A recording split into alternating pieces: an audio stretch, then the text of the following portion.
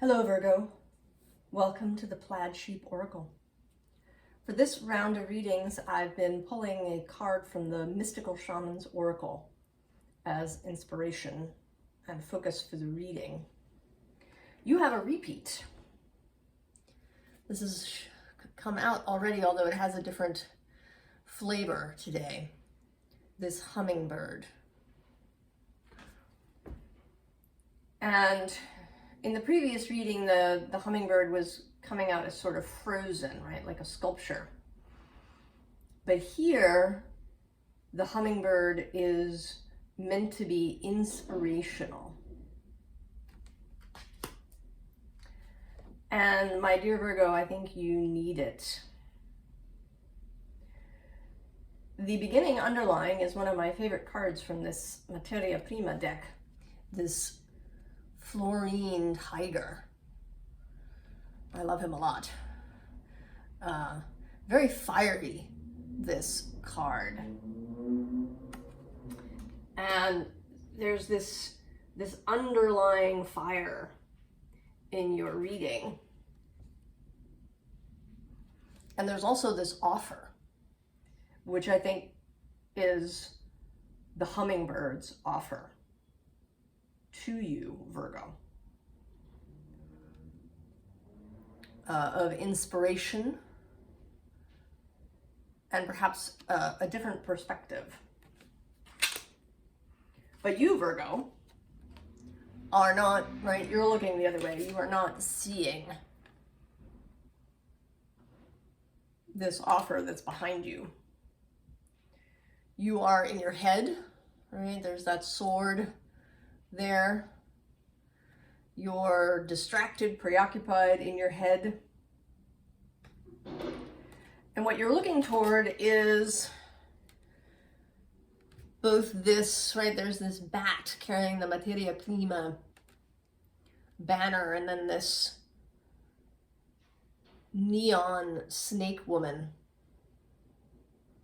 And she often comes across as powerful, but that's not what's happening today. What I feel today is sorrow. Deep, deep sadness. It might even be despair, Virgo.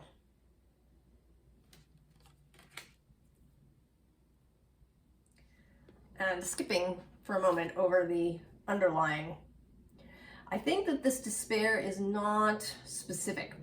Of course, it might be. You might have suffered a loss recently, or you might be dealing with something that is deeply grieving to you, that is specific to you, the loss of a loved one, perhaps.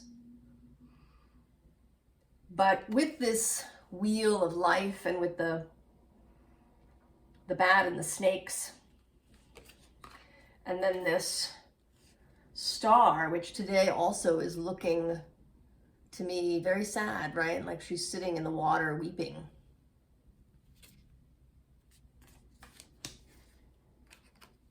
And this messenger of air hugging this goose.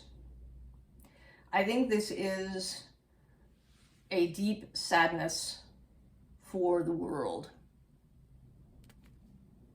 And who can blame you, Virgo? Who could blame you for feeling this? The current moment feels like it could just be, a pit of despair. There's all the ecological damage and distress. There is the continued rippling out of the pandemic and everything that came from it. There is the effects of technology and social media, our distractedness, our disconnection from each other, from perhaps our physical lives. There are myriad reasons. I'm going to stop talking about it. You don't need me to list it all, really, for why you are feeling this despair. And I would say, Virgo, that I almost have a sense that you might not be aware of this. That you might not be aware of this distress. It may be that you're hiding it from yourself because it feels too much, too deep. You know, this figure, right, it's that star card that really feels, right, like she's crying in her bath. But this figure just looks sort of distracted.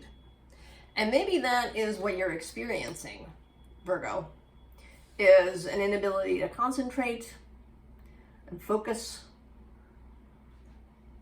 brain fog, distraction, you know, a tendency to go down rabbit holes rather than stick to what you're doing. And this is familiar territory for me. I have a third house Virgo with Pluto in there. So I do, right? The temptation, right, to go down rabbit holes can be there, to get involved in the nitty-gritty things, to try and figure things out, perhaps, maybe happening for you, and you're not getting anywhere. You may find yourself creatively blocked in some way. And it could be that you don't really, maybe you've thought about, right, maybe you've been spending too much time on the web, or you're, the kind of usual things that we may think about when we feel distracted. But I feel as if there is this grief, this deep sadness that is at the core of this issue for you. There may be some anger in there too, of course, but I'm not seeing a ton of that. There is fire. There is this craftsman of fire, right? This is not anger, right? It's not kind of a aggressive Mars energy. Mars and that sort of anger doesn't appear here at all. The fire is all creational. This is Hephaestus, the artist, the craftsman.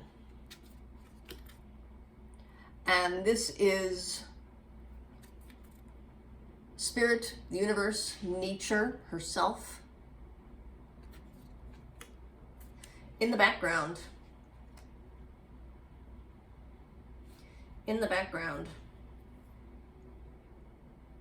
And this whole sort of bottom row here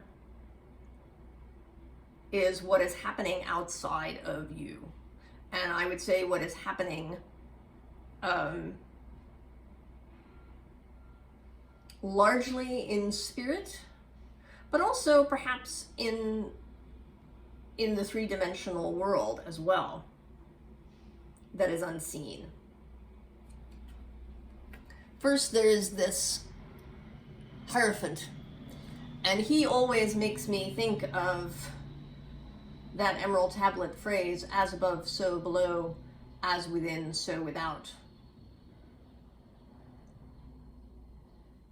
This bringing ideas to earth, not in a magician kind of way of making them manifest, but of spreading ideas working really, you know, spiritually on attitude and on belief systems.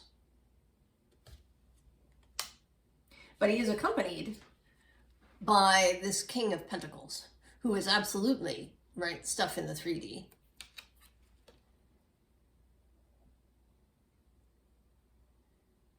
And he is, you know, he's covered, kind of, right? There's just everything covering him in this card. But he is at ease in that space, at ease in his physicality.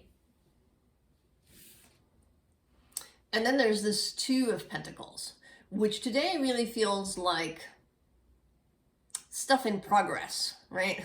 Like the sort of the wheel, you know, that spins as your computer is loading or buffering. You know, the processes, right? This is processes happening. And then we have the Lover's card. So these processes are love-based. They are making choices out of love rather than resistance.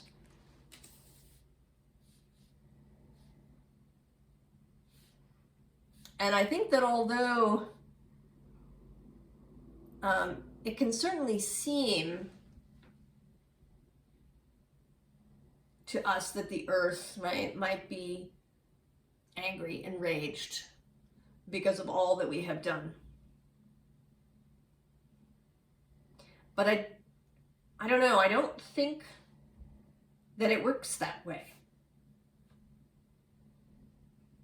I think that the earth and nature in particular are always forward-looking. There have been other intensely destructive periods in the earth's history, not caused by humans, but, you know, what could be seen as natural processes, right? That, you know, asteroids and volcanoes and ice ages that have altered, you know, in some cases the sort of the structure of the earth, right? The surface of the earth. You know, vast numbers of species going extinct in short periods of time. Whole systems being reworked. So I don't think that the earth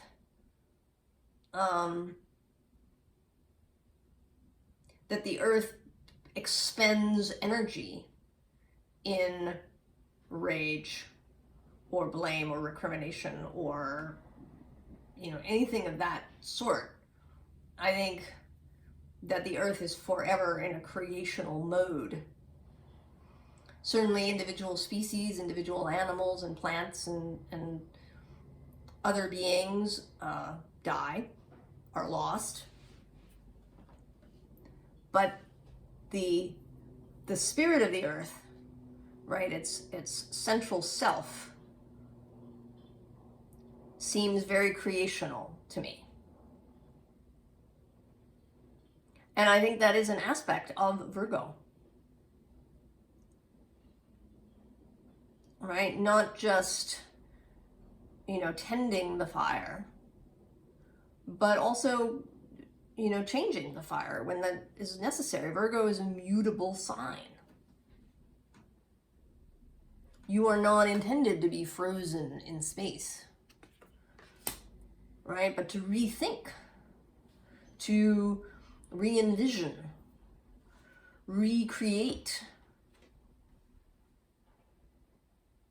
And you may be finding that difficult, right? You may be finding yourself feeling stuck. And the next card here is this King of Staves, King of Wands. And he is a figure who,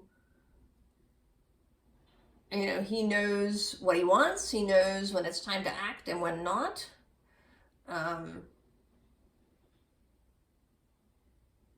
You know, he's got this really sort of happy lion with him, right, as well as this very focused one. But this, I feel like this lion is sort of back here, you know, doing the lion equivalent of purring.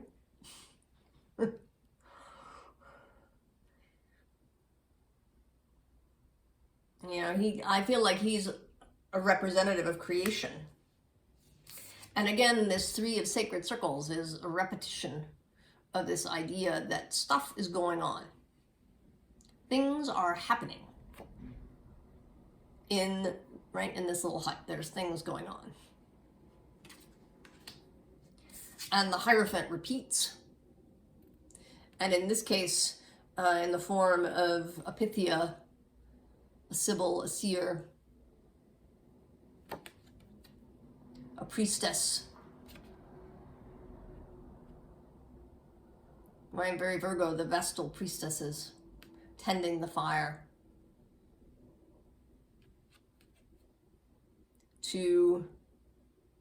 This is a call, I think, Virgo, to come back to yourself. To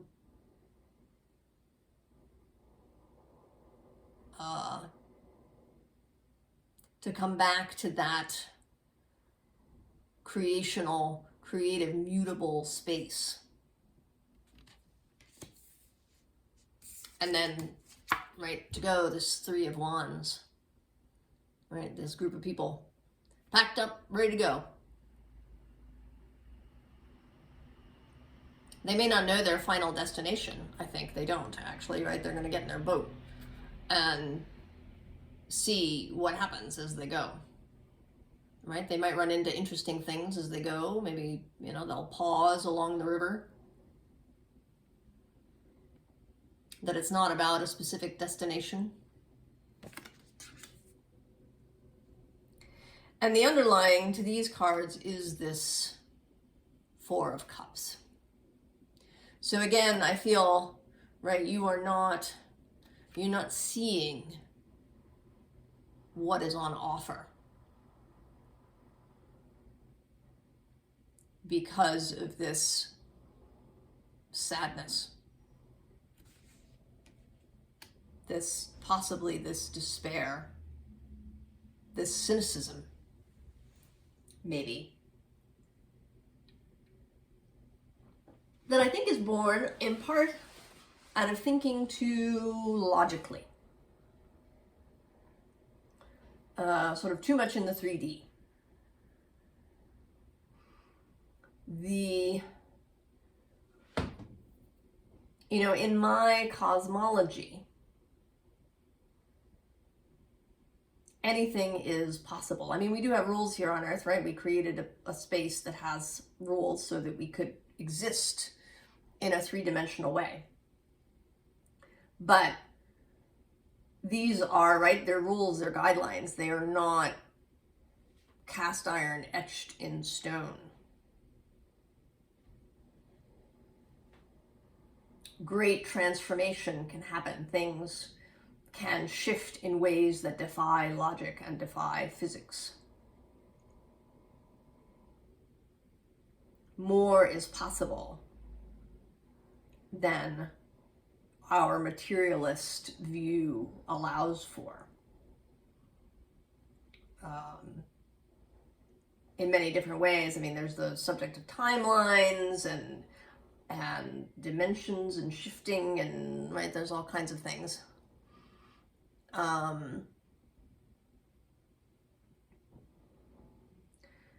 But, you know, it's hard for us, those of us educated in the modern world. We are, you know, we're used to thinking about things in very linear, logical ways. And it may seem, from that perspective, that we are screwed, yeah? That there is no way, you know, that the earth will continue to deteriorate and, you know, the conditions will worsen and so on and so forth and blah, blah, blah. All right.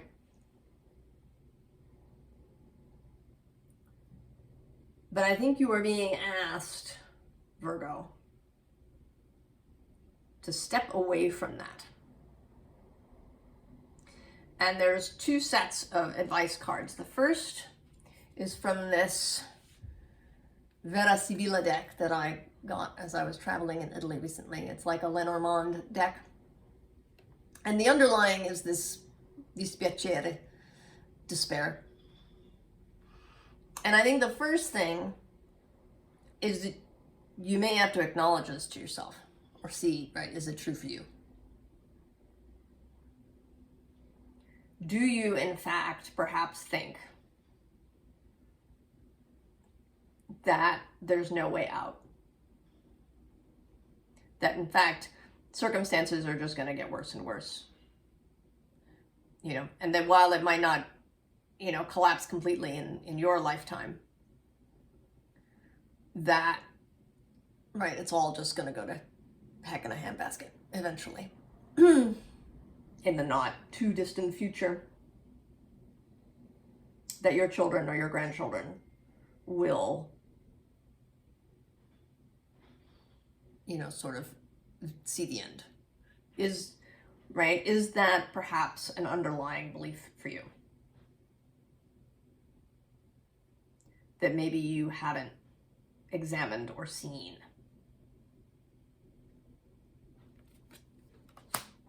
And then, and I know this is trite, it is. It's, comes up, you know, sort of all the time as advice. And it seems excessively simple and kind of sappy. But the advice is the lover, the love. And I think, right, that there's a reason that it comes up. This love.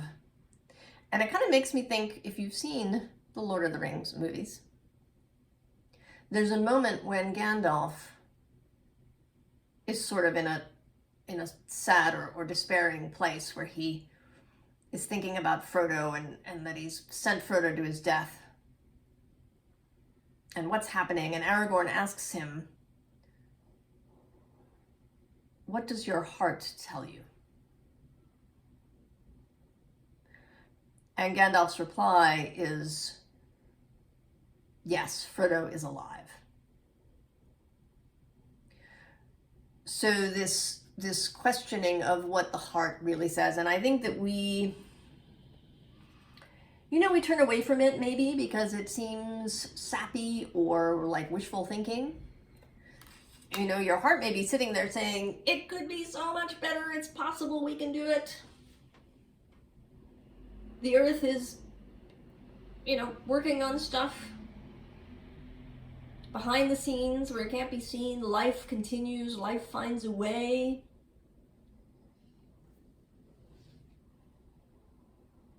There is beauty and joy and love to be had, is being had. Your heart may say all of these things, right? That a beautiful world is possible. And you may turn away from that because it just seems like wishful thinking. But the advice here is not, right? The advice here is to listen to that voice. And it continues, the underlying this Chariot card.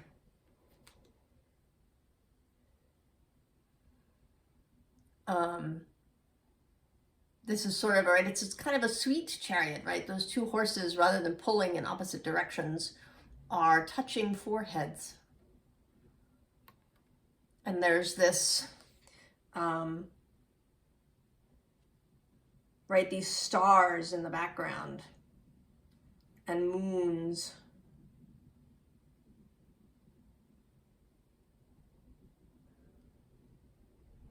Right? It's like she's busted through reality. Right? She's driven, right? That this chariot has just broken right through reality into someplace else. right? Like, you know, looking behind the curtain to see the mystery and the beauty beyond. And under that is the Emperor.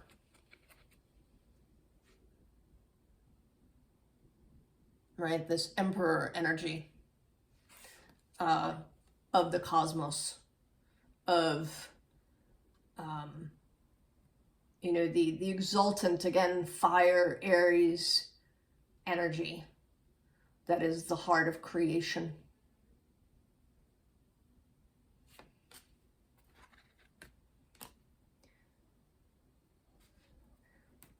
You may be feeling, right, the Seven of Wands energy, kind of, right? You've climbed up on this couch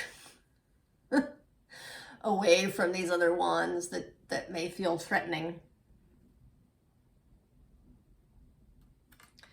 But at the heart of you is the cosmos in this chakras card.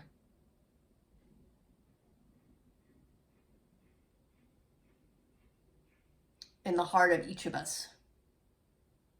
We came here to experience life in these bodies, to have all of the experiences that allowed. And we are human, and we are star stuff. The non-physical is with us and available to us.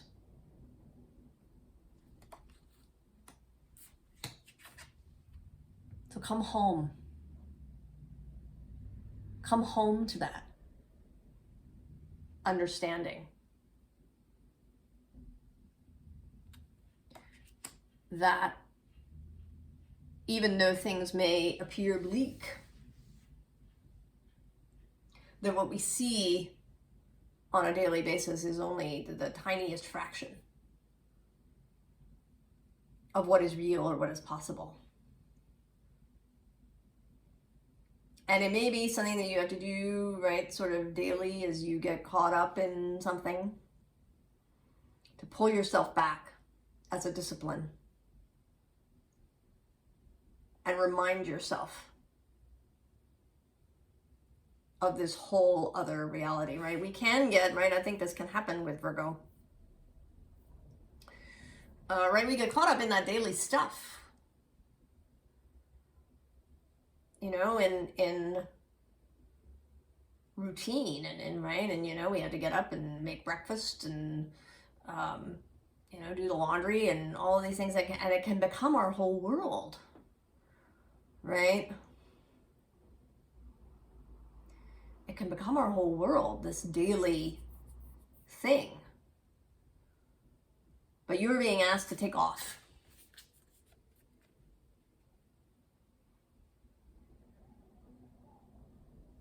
Every day. And I hesitate actually to say that you should do it as a specific thing, right? Like a morning meditation or something. I actually don't want to delineate it that way. I want this to be spontaneous, kind of, for you. Just, you know, randomly through the day. Remind yourself that there is more than meets the eye, that this, you know, you may be doing laundry now, but there's like a whole universe happening out there.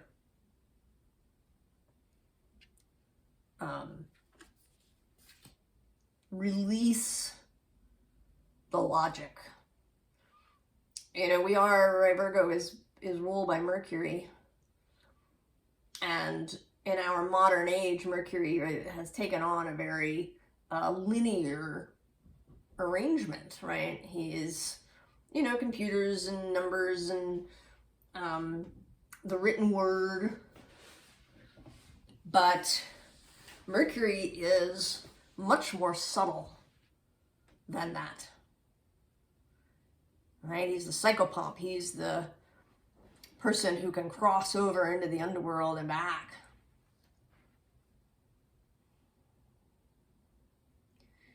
He crosses lines and barriers and enters deep spaces.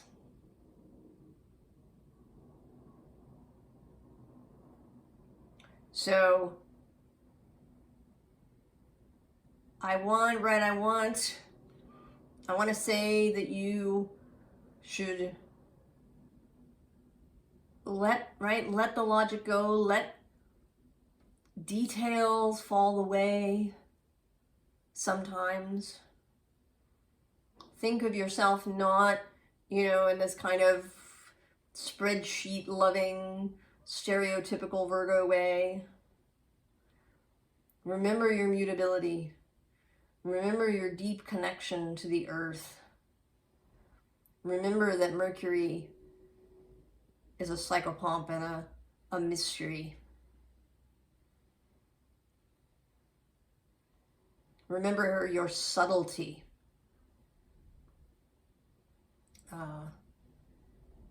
Remember your possibility.